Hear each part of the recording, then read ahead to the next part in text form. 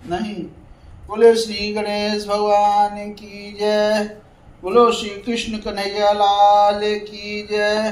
बोले श्री लक्ष्मी नारायण भगवान की जय। बोले श्यावर रामचंद्र की जय। बोले उमापति महादेव की जय। बोले अम्बे मात की जय। बोले हनुमान जी स्वामी महाराज की जय। आप सभी मेरे प्यारे भाई बहन और दोस्तों का हमारे YouTube चैनल पर आप सभी का स्वागत है। आज हम श्रीमद् भागवत महापुराण की कथा चतुर्थ स्कंद अथ षोडशो अध्याय यानी 16वां अध्याय की कथा सुनाएंगे। कथा में आज है बंदी जन द्वारा महाराज पृथु की स्तुति। इसके पीछे के हमारे कथा में आपने सुना होगा महाराज पृथु का आविर्भाव और राज्याभिषेक। अब वहां जब ऋषि मुनियों ने जब उनकी स्तुति करने के लिए कहने लगे, तब जो पृथु महाराज ने कहा कि अभी हमने तो ऐसा कोई काम ही नहीं किया, आप मेरी किस तरह की स्तुति करेंगे? ऐसा ना हो कि मेरा जग में हंसाई हो। तो अब आगे वही कथा है, उसके आगे का भाग है। अब यहाँ श्री मैत्रेय जी कहते हैं, महाराज पृथु ने जब इस प्रकार कहा, तब उनके वचनामृत का आस्वादन करके सूत आदि गायक लोग बड़े प्रसन्न हुए।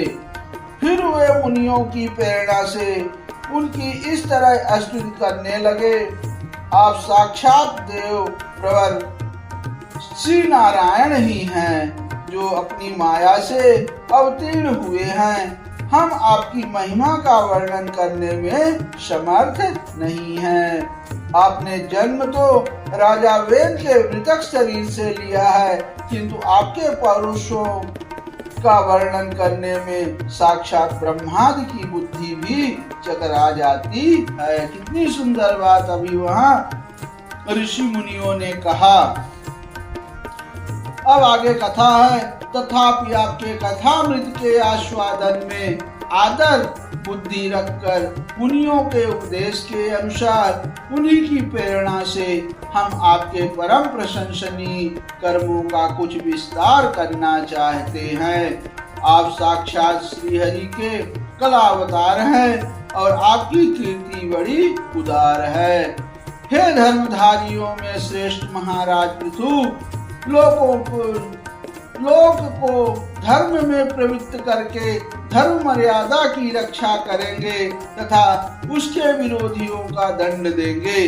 ये अकेले ही समय समय पर प्रजा के पालन पोषण और अनुरंजन आदि कार्य में के अनुसार अपने शरीर में भिन्न भिन्न लोकपालों की मूर्ति को धारण करेंगे तथा यज्ञ आदि के प्रचार द्वारा स्वर्ग लोक और वृष्टि की व्यवस्था द्वारा भूलोक दोनों का ही हित साधन करेंगे। ये सूर्य के समान अलौकिक महिमान्वित प्रतापवान और समदर्शी होंगे।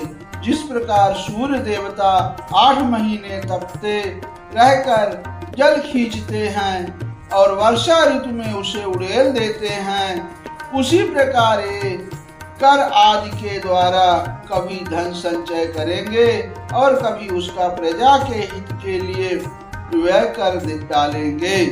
ये बड़े दयालु होंगे। यदि कभी कोई दीन पुरुष इनके मस्तक पर पैर भी रख देगा, तो भी ये पृथ्वी के समान उसके इस अनुचित व्यवहार को सदा सहन करेंगे। कभी वर्षा ना होगी और कभी प्रजा के प्राण संकट में पड़ जाएंगे, तो ये राजवेशधारी श्री हरि इंद्र की भांति जल वर्षा कर अनायास ही उसकी रक्षा कर लेंगे। ये अपने अमृतमय मुख चंद्र की मनोहर मुस्कान और प्रेम भरी चितवन से संपूर्ण लोकों को आनंद मग्न कर देंगे। इनकी गति को कोई समझ ना सकेगा। इनके कार्य भी गुप्त होंगे तथा उन्हें संपन्न करने का ढंग भी बहुत गंभीर होगा। इनका धन सदा सुरक्षित रहेगा। ये अनंत महात्म्य और गुणों के एकमात्र आश्रय होंगे। इस प्रकार मनुष्य पृथु साक्षात वरुण के ही समान होंगे। अब महाराज पृथु वेन रूप अरण्य के मंथन से प्रकट हुए अग्नि के समान हैं। शत्रुओं के लिए ये अत्यंत दुर्धर्ष और दुस्सह होंगे। ये इनके समीप रहने पर भी सेनादि से सुरक्षित रहने के कारण बहुत दूर रहने वाले से होंगे। शत्रु कभी इन्हें हरा ना सकेगा। अब जिस प्रकार प्राणियों के भीतर रहने वाला प्राण रूप सूत्रात्मा शरीर के भीतर बाहर के समस्त व्यापारों को देखते रहने पर भी उदासीन रहता है, उसी प्रकार ये गुप्तचरों के द्वारा प्राणियों के गुप्त और प्रकट सभी प्रकार के व्यापार देखते हुए भी अपनी निंदा और स्तुति आदि के प्रति उदासीनवत रहेंगे। ये धर्म मार्ग के स्थित रहकर अपने शत्रु के पुत्र को भी दंडनीय न होने पर कोई दंड ना देंगे और दंडनीय होने पर तो अपने पुत्र को भी दंड देंगे। भगवान सूर्य मानस्तर पर्वत तक जितने प्रदेश को अपनी किरणों से प्रकाशित करते हैं, उस संपूर्ण क्षेत्र में इनका निष्कंटक राज्य रहेगा। ये अपने कार्यों से सब लोगों को सुख पहुंचावेंगे, उनका रंजन करेंगे। इससे उन मनोरंजनात्मक व्यापारों के कारण प्रजा इन्हें राजा कहेगी। ये बड़े दृढ़ संकल्प, सत्य प्रतीक, ब्राह्मण भक्त, विद्रोह की सेवा करने वाले, शरणागत वत्सल, सब प्राणियों को मान देने वाले और दीनों पर दया करने वाले होंगे।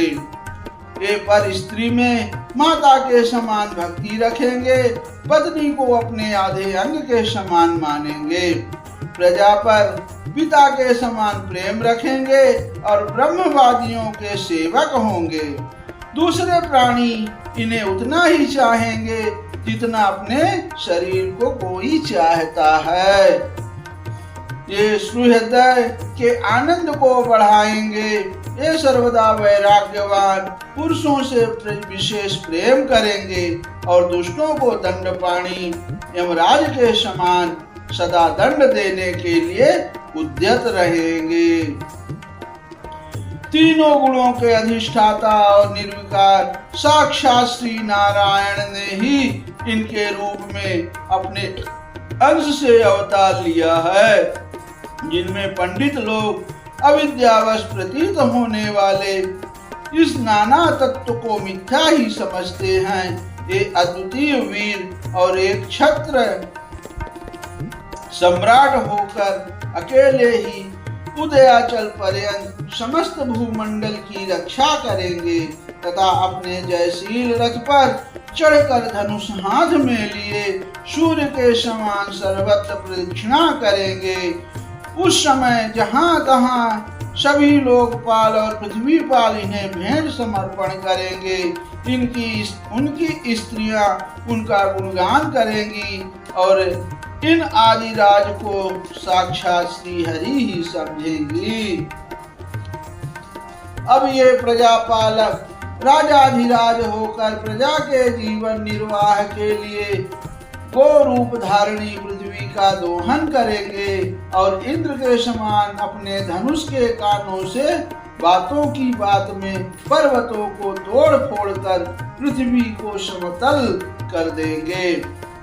रणभूमि में कोई भी इनका वेग नहीं सह सकेगा।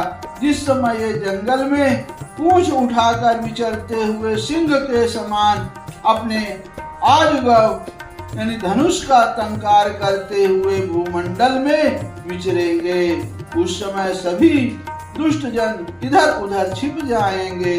ये सरस्वती के उद्गम स्थान पर 100 अश्वमेध यज्ञ करेंगे। तब अंतिम यज्ञानुष्ठान के समय इंद्र इनके घोड़े को हर कर ले जाएगा।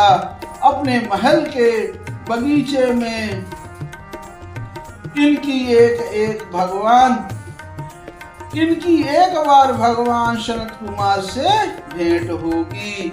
अकेले उनकी भक्ति पूर्वक सेवा करके ये उस निर्मल ज्ञान को प्राप्त करेंगे जिससे पर ब्रह्मा की प्राप्ति होती है। इस प्रकार जब इनके पराक्रम जनता के सामने आ जाएंगे तब ये परम पराक्रमी महाराज जहां तहां अपने चरित्र की ही चर्चा सुनेंगे। इनकी आज्ञा का विरोध कोई भी ना कर सकेगा तथा ये सारी दिशाओं को जीतकर और अपने तेज से प्रजा के क्लेश रूप कांटे को निकालकर संपूर्ण भूमंडल के शासक होंगे। उस समय देवता और असुर भी इनके विपुल प्रभाव का वर्णन करेंगे। बोले श्री लक्ष्मी नारायण भगवान की जय। यद श्रीमद्भागवते महापुराणे पारमहंस्यां संहितायां चतुर्दशस्कन्धे षोडशोऽध्यायः।